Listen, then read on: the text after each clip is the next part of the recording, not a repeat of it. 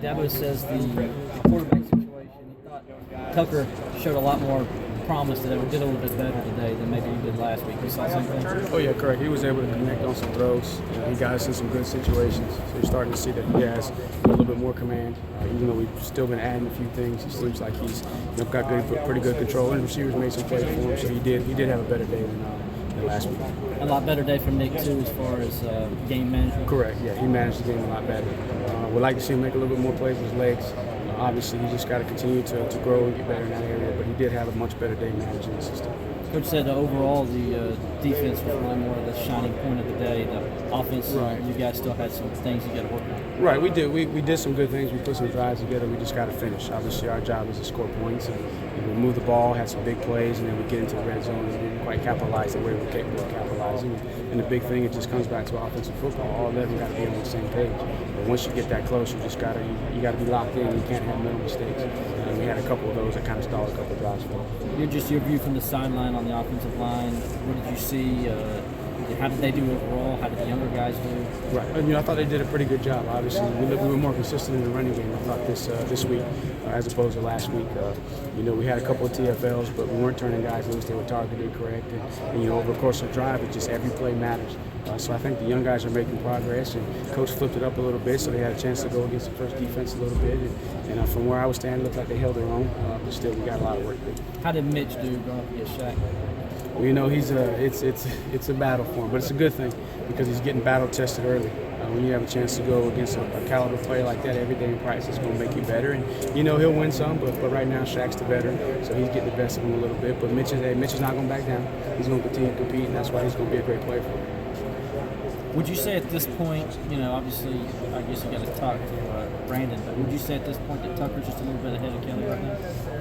I don't know if that's a fair thing to say right now without watching the film, because obviously we always tell them it's never as bad as it seems, it's never as good as it seems. So we got to get in there and look, and obviously, if you make a play, then obviously everyone's going to give you the head, but you got to look at the whole total body of work and kind of see where those guys are. And again, they're different, and they add different elements to the game. And again, Tucker made some plays, Kelly made some plays, but you also still see some freshman mistakes out of both of them. Coach also said he was pleased with how the running backs did today. What in particular were they doing well? Well, you saw, pretty much all of them making plays in the running game, and there's been some things that we've been working on, and you're starting to see that translate.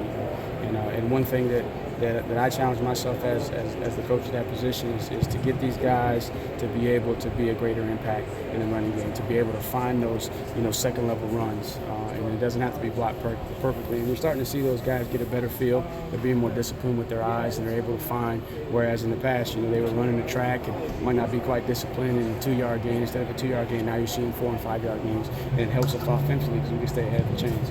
So all of them are progressing, and I think Wayne is continuing to assert himself as the top guy in the room, but everybody else is chasing. And that's a good thing for him because he has to continue to push each and every day because those guys are behind him. Zach, I thought, had his best day of the spring. You saw him make a couple of plays, which was really, really good to see. And then having CJ back in the fold, he's a little bit different, change of pace guy. We saw him break a couple tackles and make a couple of plays. So overall, they're competing, but still we got some things we got to continue to work on.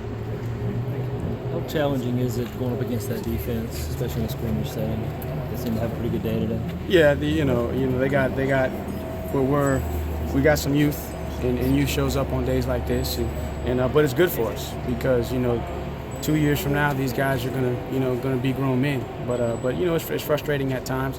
But again, I thought they did some good things. I thought they put some drives together, and then we just got into some situations where we started to hurt ourselves. We had a couple of false starts, a couple of holding penalties that kind of stalled drives, especially when we got in the red zone. But it's good for them, but painful at times.